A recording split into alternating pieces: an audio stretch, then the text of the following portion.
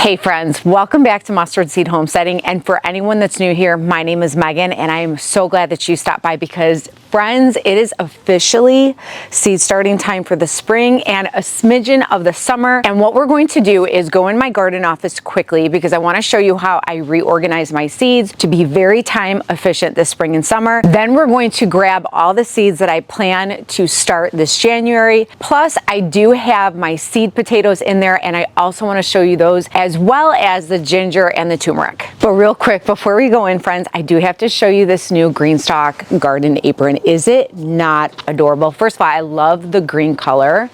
Love the strawberries on the side as well as the front pockets. I don't know about you, but I need front pockets when I'm in the garden. I have bought those little waist type aprons and they're great. The only thing is they start to sag in the front and it always gets bunched up right here on the waist. I don't know if that's just me, but I do love aprons. And so I recently got this Greenstock one and I absolutely love it. Now let's go get our seeds. All right, friends. So this is my little garden office and it's literally just under my stairs. It's not a very large room and I have other stuff in here as well, but I think it would be good for me to show you at least how I reorganize my seeds just to keep it very simple.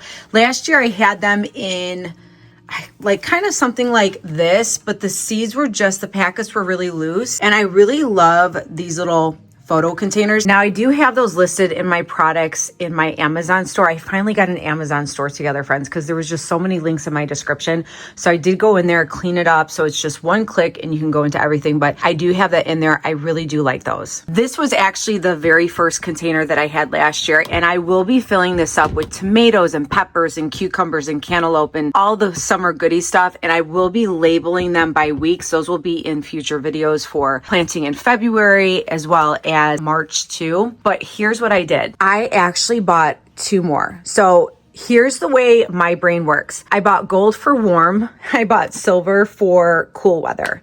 Now, I like to keep my seed packets that I've opened and used separated from my brand new seed packets. So last year, what I did is I labeled these in alphabetical order and I just numbered them in order. And all of these binders literally have brand new seed packets. Let me show you real quick. So as you can see, I have started with my beans and I have a lot of beans going into broccoli, beets, and so forth. And so these are packets that I have not opened yet and are brand new. So it's kind of like I shop for new seeds or seeds that I need to replenish with my binders. And then once I use those seeds, but there's still leftover seeds, I decided to put them in here. So let me show you what I did as far as labeling the tops.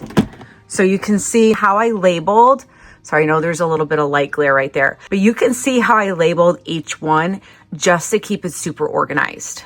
And again, the reason I decided to do that was all of these packets, when they're loose in here, they fall over, they don't stay organized. And I thought it was a great organizing system, but it just was not working out. So what I'm doing now, coming over here and looking through packets that are already used to see if I want to use those. And then if I want to find a different variety or to do something different that spring or summer, I'll just shop my new seeds right here. And then these containers, I just put what I'm going to start seed and I take this out to the garage to make my life easier, or if I need to take this out to the garden to plant a couple seeds. The other way that I decided to organize too was I felt like flowers, herbs, and like especially green beans and snap peas, you know, those beans are pretty big. So I decided to just give them their own container. Basil has their own container, as well as just all of my herbs and all of my flowers, just because there were so many and it would have been too much. So I decided to give them their own container, with each one with a different color.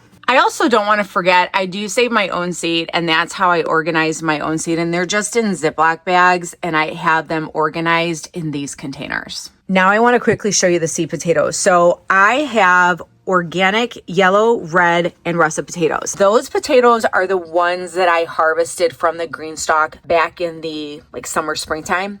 And I want to, at some point, I want to make sure that what I harvest, I start from my harvest so that I don't have to keep buying potatoes. Not that I have a problem with buying potatoes, but I'd like to get to a point where I grow my own potatoes and just use the same ones to grow more next year. And the way I like to hold these potatoes are in these cardboard containers that I get my canned goods from Azure. And what I'll do is I will label where I got it from, the date, which is super important, and then I will keep them in this little garden office because there is no light, it's dark, it's kind of room temperature, and they do very well. This is where I had my potatoes last year. So because I had really great results, I'm just doing the same thing, except this year I did start them in November as opposed to January, but I still want to get potatoes probably in the next week or two so that I can start them in January and then compare them. The last thing I want to quickly show you is the ginger and turmeric. Now, I grow my own ginger and turmeric. Last year, I actually reused some pieces of ginger that I did end up harvesting. Turmeric, not so much. So here's what I'm doing this year. I'm saving pieces in the garage, but I decided to do these also in my garden office just to see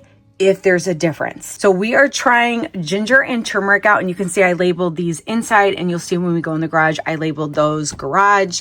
And what we're going to do is compare the inside versus the garage kept pieces and just see what happens.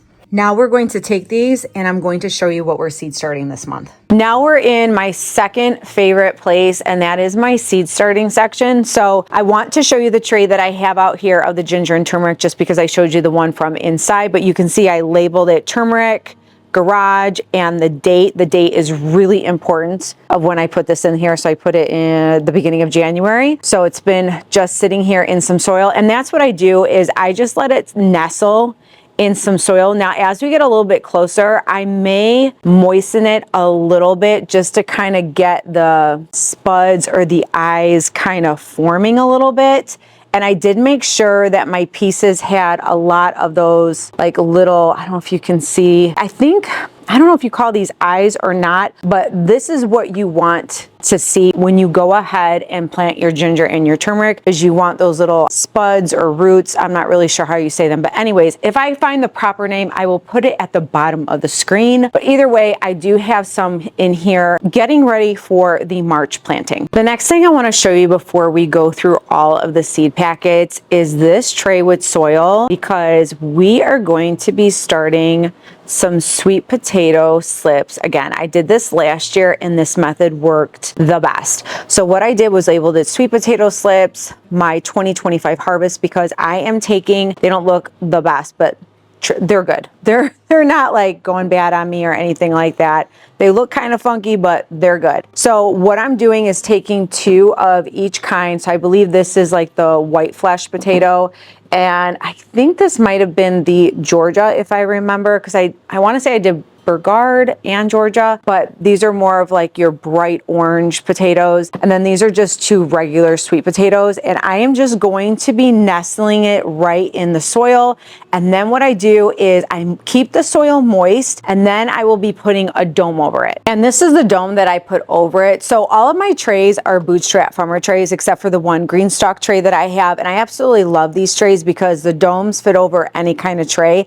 And I have a lot of different trays. So this one actually has, let me see if I can get under, if you can see all of those little holes, so that when I water the bottom to keep the soil moist, it doesn't drench the soil, but it just, the soil kind of soaks up the water, and then that way the sweet potatoes can stay moist and they will grow their slips in here. All right, so I pretty much, you can see, just nestled it right in here. I'm gonna take this last one just to kind of show you, but I just nestle it right into the soil, and then I will just spray and moisten the top and place the dome right over. And then what I plan to do is put a heating mat under it to keep it warm. This is the heating mat that I put it under, and I do put it on the very bottom of my shelf on here and then keep it under the grow lights. That is what worked for me last year, and so I'm just going to be doing that again. Now, I do not use heating mats on these grow racks just because they are in my garage, and the temperature in here with the domes does what it needs to. I haven't found that I needed to put heating mats under, but I do have heating mats just in case, because because you just never know. But so far I haven't really needed it except for the sweet potatoes.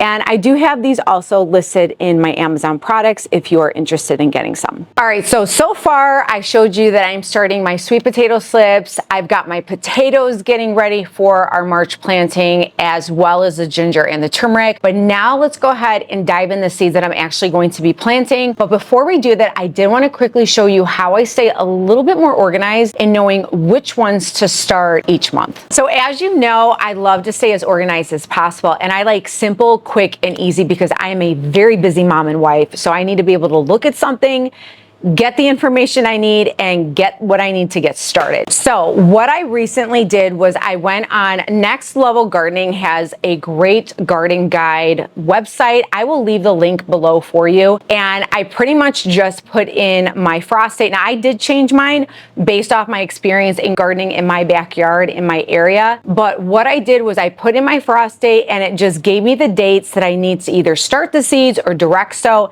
And I printed a very quick little guide.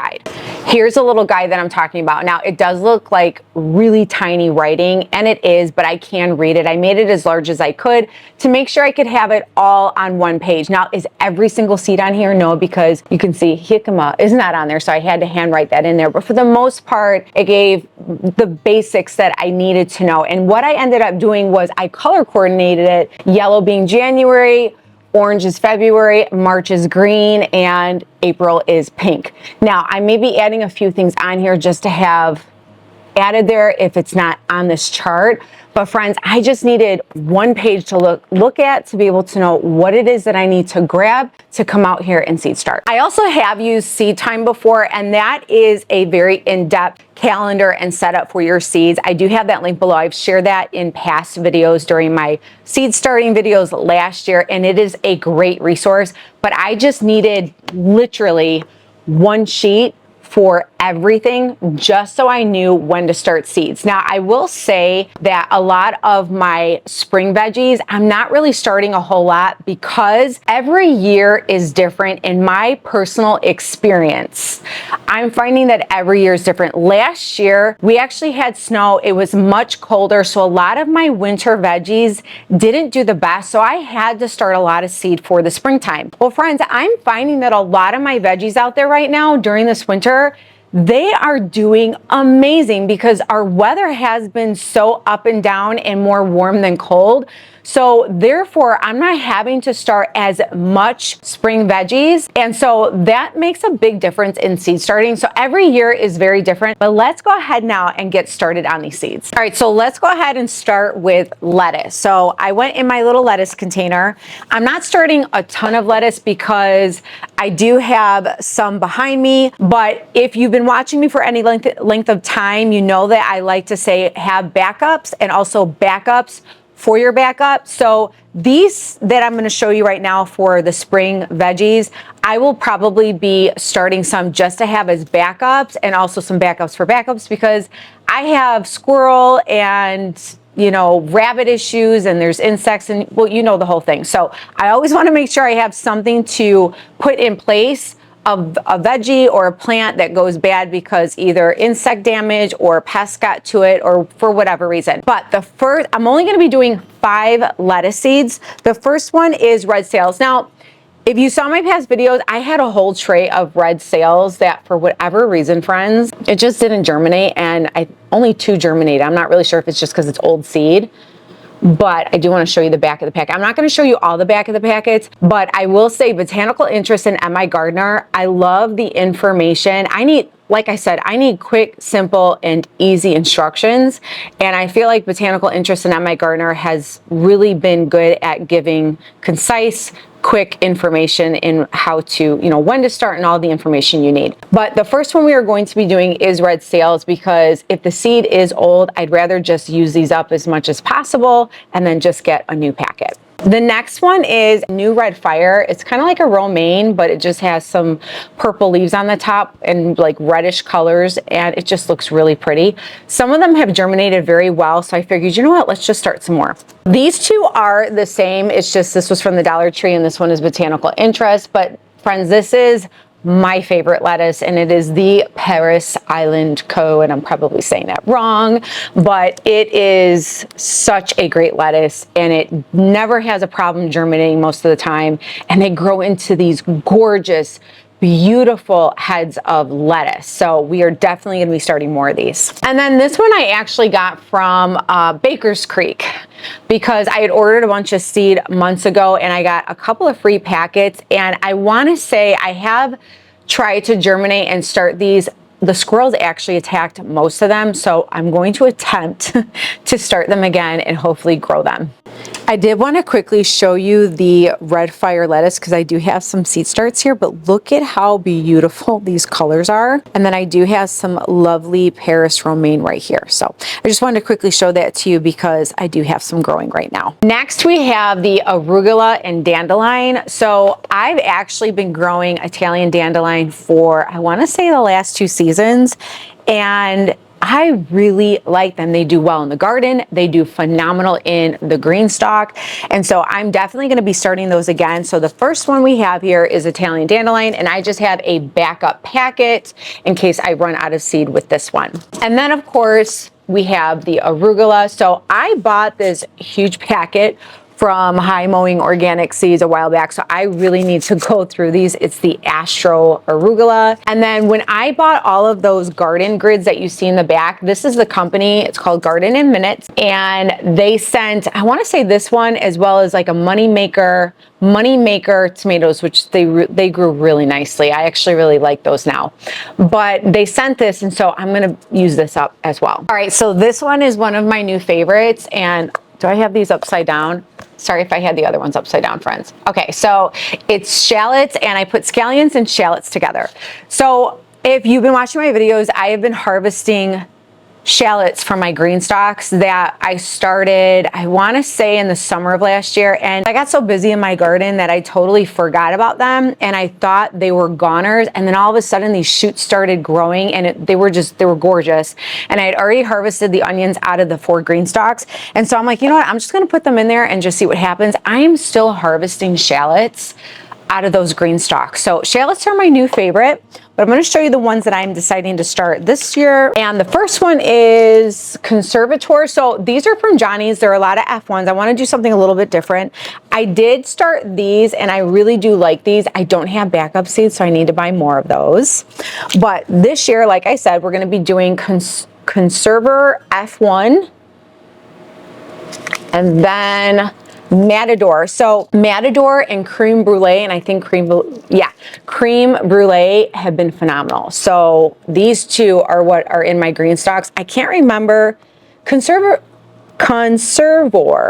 might be in there as well, but these two are definitely in there right now, so I'm definitely starting these again. And then of course some scallions. Now I actually do have some chives in the back also, but I have not had the best success with scallions. I don't really know why, but we're going to try them again, and I'm going to keep trying until I do get success. So these are the 2 that we are doing this year. And I forgot this one too. We're going to try this one as well. The next one is going to be kale. So I'm not doing a lot of varieties of kale because I do have a couple of starts behind me, and I have a lot out in the garden. But the first one I want to show you is the scarlet kale. So this is a new variety that I started last year, which is weird to say because it was just 2025, but I've had such great germination, and this has been growing so well in the garden that this might actually be my new favorite. So we are going to be starting some more scarlet kale. And then the next one we have is the Vates kale, and I actually got these seeds from Greenstock. So when you order a product or one of their Greenstocks, they send you an envelope full of goodies,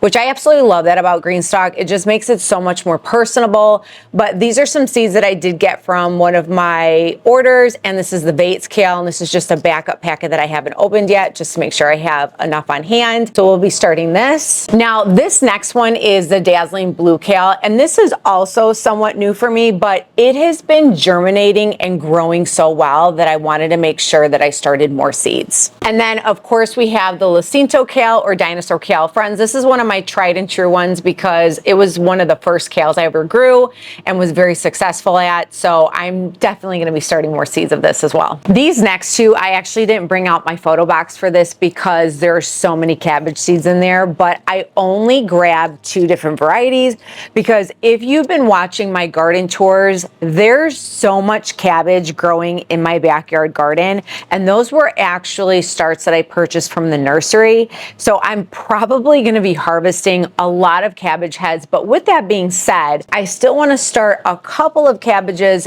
just in case. So the 2 varieties, and you can see I just paper clipped them together here, but the 2 varieties I have are from Johnny's. The first one is Ruby Perfection F1.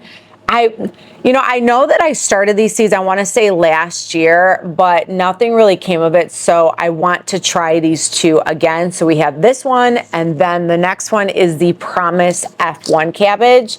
I have to go back and look because I do have a lot growing in my backyard garden. I might actually have the Promise F1 growing in one of the green stalks. I can't remember because there's just so much back there. But either way, these 2 I wanted to try again so that I have some backups and maybe a few cabbages that I can grow in the spring going into the summer.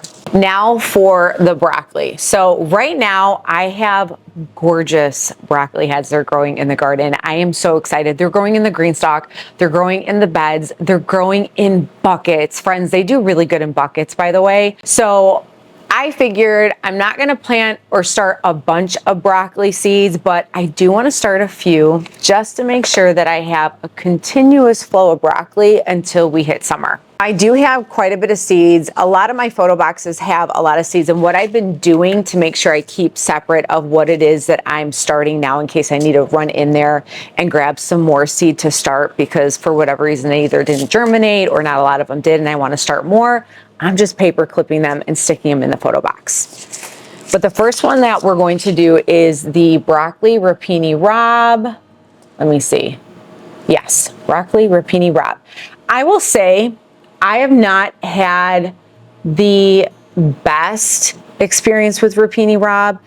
I've grown it, but I want to keep trying because I love the little broccolis and the little shoots everywhere. So I'm determined to continue to try growing this and have a lot of it growing because like I said, I just love how small they are. And this next one is from Territorial Seed. It is the Fiesta F1 Crown Broccoli. Now, I haven't had the best success with this one, which is another reason why I want to try it again, just to kind of see, because I don't have a ton of seeds left, but this is also an older seed, so I also want to use that up. And by the way, now that I think about it, just so you know, seed never expires. Now, the longer you have it, the germination rate will be less and less, but don't ever throw your seeds away and always just try them before you toss them. So I'm definitely going to be using this up because 1, I want to see how it does in case I do want to buy more, and 2, I just want to use up the seed. These next 2 are both from Johnny. So the first one is the Monty F1.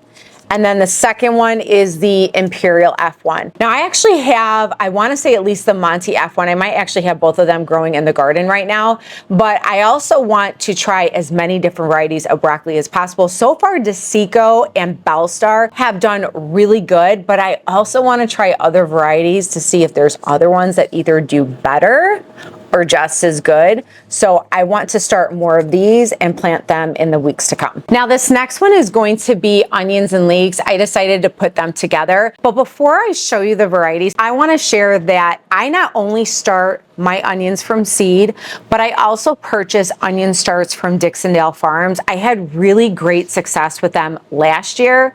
I also just bought a couple weeks ago and planted them out in the garden as of right now, just to test out how they do from winter going into spring. And then with these varieties that we're going to be starting from seed, I plan to plant these out come springtime, as well as purchase another bunch of Dixondale Farm starts so that I have these and the starts that I purchased from the spring going into the summertime. I do want to quickly add that I'm not an affiliate with Dixondale Farms. I just learned about them from other YouTubers, and I thought, you know what, let me just try them. Even though I do start my onions from seed and I've had good success with that, I figured, you know what, let's just see how it goes. And I had such a great harvest last year that my plan is to buy Dixondale starts every year, but I also do want to start from seed as well. So I do both. And I also figured for the price, it was worth trying because each bunch, they sell them by bunches for the onion starts. You get 4 dozen and the first bunch is $16.70. And the more bunches you buy, the less it is. So I'm like, that is absolutely worth every penny to just try it. And because of the harvest I got, now I feel like it is worth every single penny, which is why, as I said, I do plan to buy Dixondale Farm starts every year. And another way that I thought about it, not only am I supporting Dixondale Farms, but they're actually helping me out. Just like when I go to the nursery, my local nursery, and I'm supporting them, I love to be able to support, especially if it's giving me success in my garden, while also still starting my own seed. So for me, I feel like it is an absolute win-win situation. Now for the seed that I'm gonna be starting for onions, there's a lot here. Sometimes I have a hard time just picking a few varieties. There's actually quite a bit here. So let's get started. So this one is actually new. Now, last year I did purchase a couple of new seeds, F1s from Johnny's in the onion family, just because I wanted to try out some F1s. So the first one we have is the Red Rock. Then we have Madeline, such a pretty name. Expression F1, Flat of Italy. It just looks so pretty. And majority of these are all intermediate and short day, which reminds me, friends, I don't want to forget that depending on your growing zone, they have long day, intermediate, and short day onions. Down here in the South, Central Alabama, intermediate and short does the best. I like growing both because I get different sizes from both both onions, intermediate and short.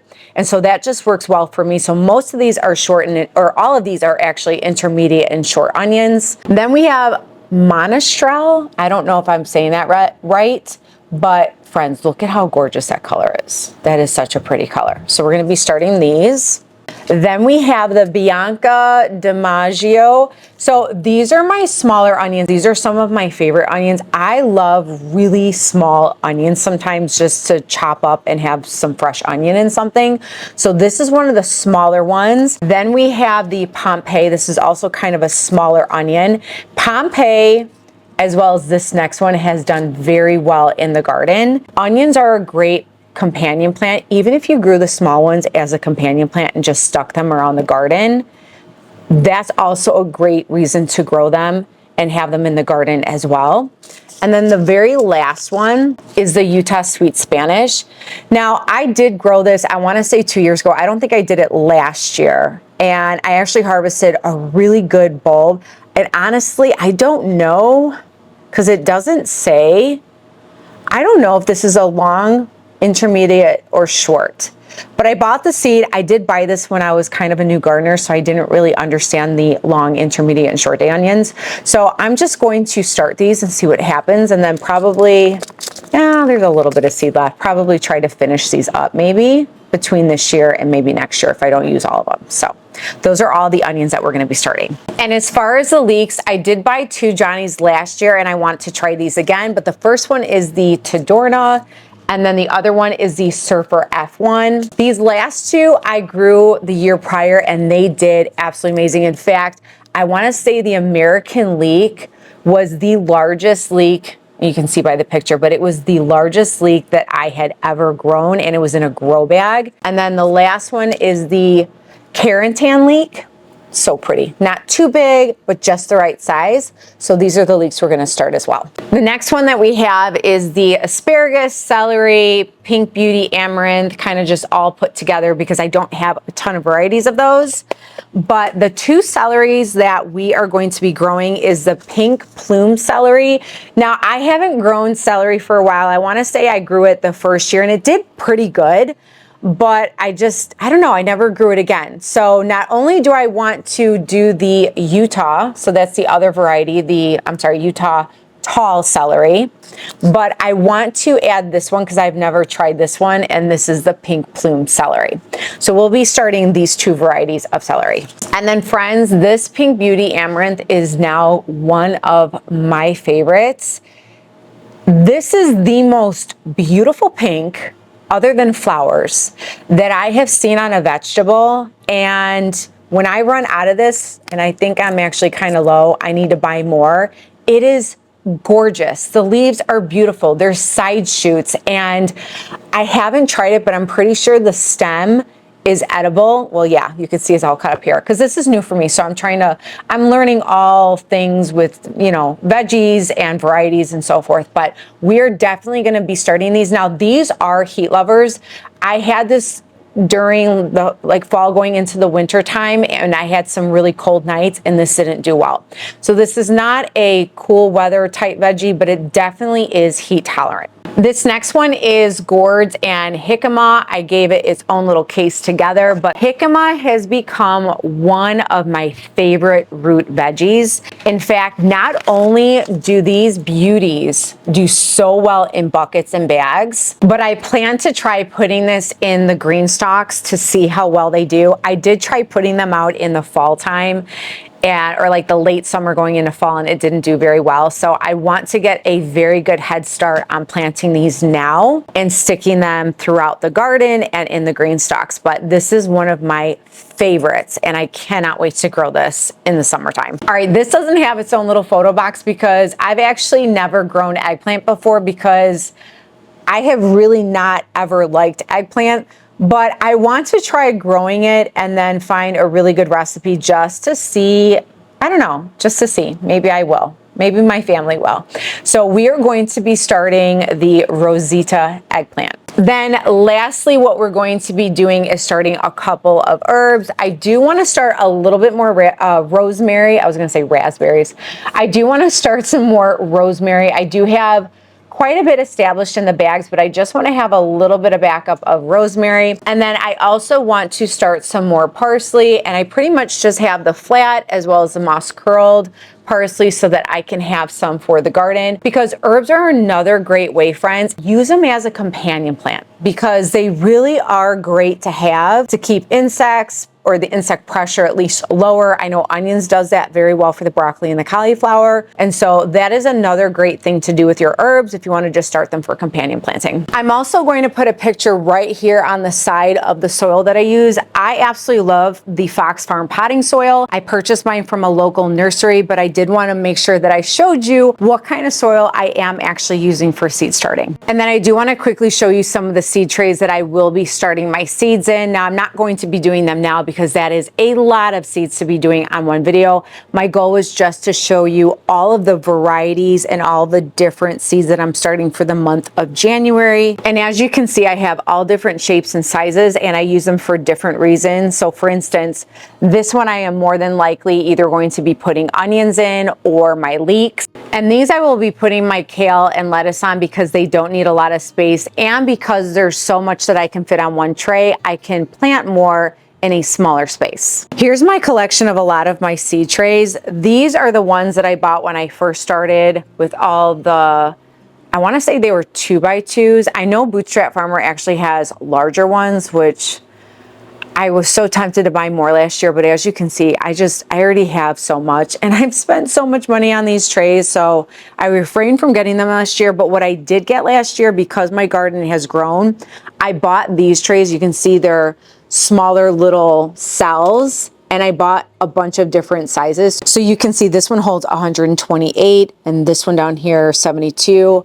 I think this one was, I forgot this one, but obviously it has a lot more because it's much smaller than this one.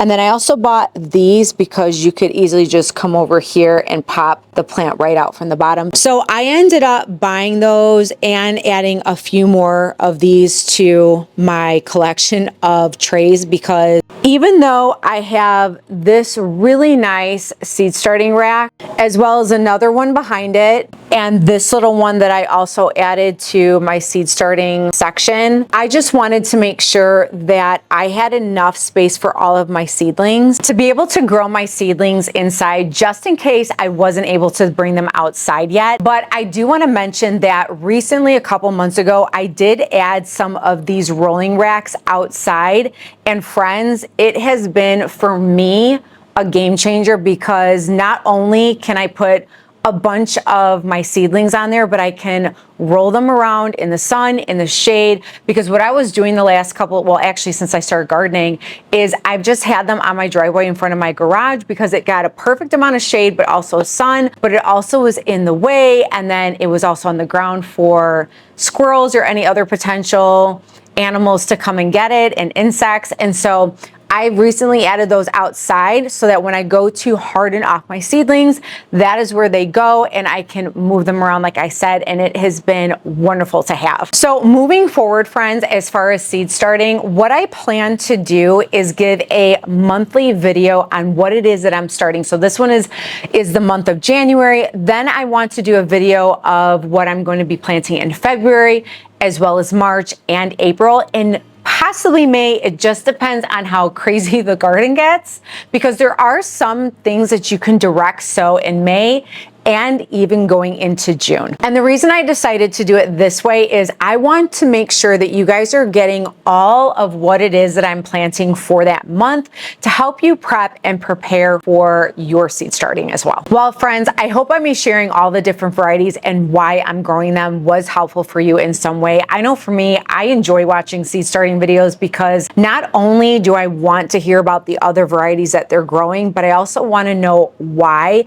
if it's easy for them, if it was a little bit harder for them and they want to try it again. It just helps me in my garden journey as well, and that's what I want to share with you all. And friends, I want you to know that I appreciate every single one of you, and I always look forward to seeing you guys next time. And remember this, friends, I want you to be encouraged, stay encouraged, and always stay inspired. And I'll see y'all next time. Bye. It's go time, friends.